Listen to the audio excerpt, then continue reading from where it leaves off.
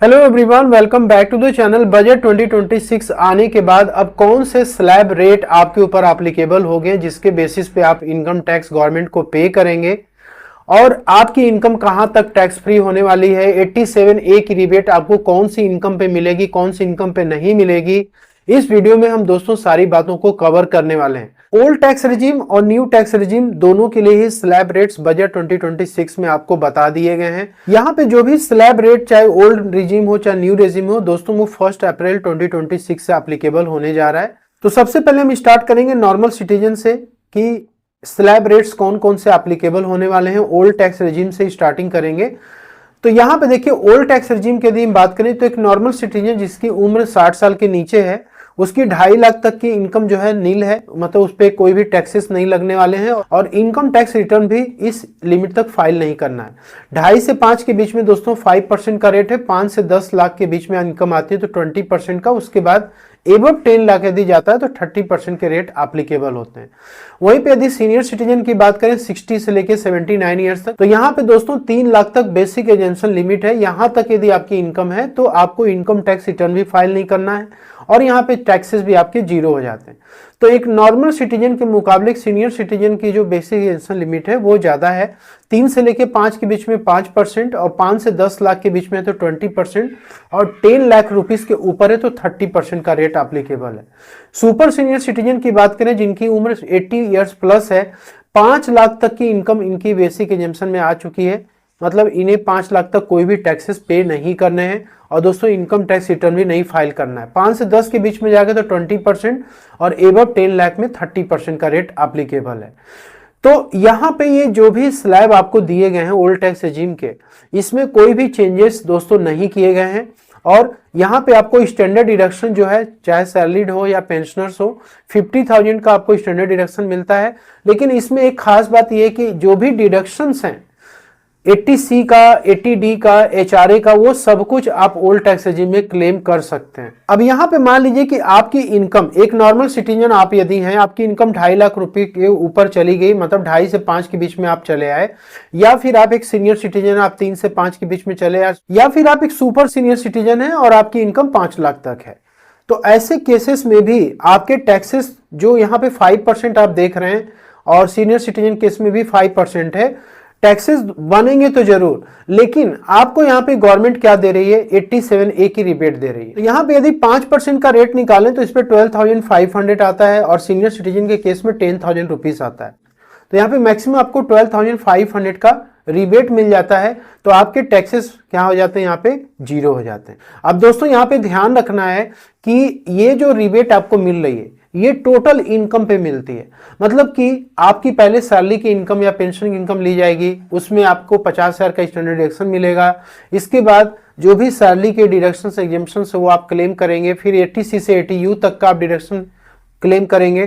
Finally जो आपकी total income है जिसपे कि टैक्सेस आपको पे करने होते हैं वो यदि 5 लाख के नीचे है तो उस केस में 12,500 का आपको रिबेट मिलेगा और 1 रुपए का भी टैक्स आपको देना नहीं पड़ेगा।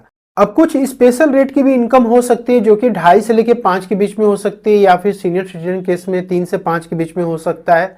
जैसे कि आप यदि शेयर मार्केट या म्यूचुअल फंड में आपने कुछ बेचा है तो आपको शॉर्ट टर्म कैपिटल गेन हो सकती है, लॉन्ग टर्म कैपिटल गेन भी हो सकती है। शेयर मार्केट या म्यूचुअल फंड में आपने लॉटरी या गेमिंग या फिर बेटिंग वगैरह से आपको विनिंग हो रखी है, या फिर आपको क्रिप्टो मार्केट से इनकम हो रखी है। देखिए ओल्ड टैक्स रेजिम में क्या है कि यदि आपकी ये स्पेशल रेट की इनकम भी 5 लाख के यदि अंदर आ रही है, ठीक है, तो आपको 87A की रिबेट मिलेगी। अब आते हैं न्यू टैक्स रेजिम के ऊपर।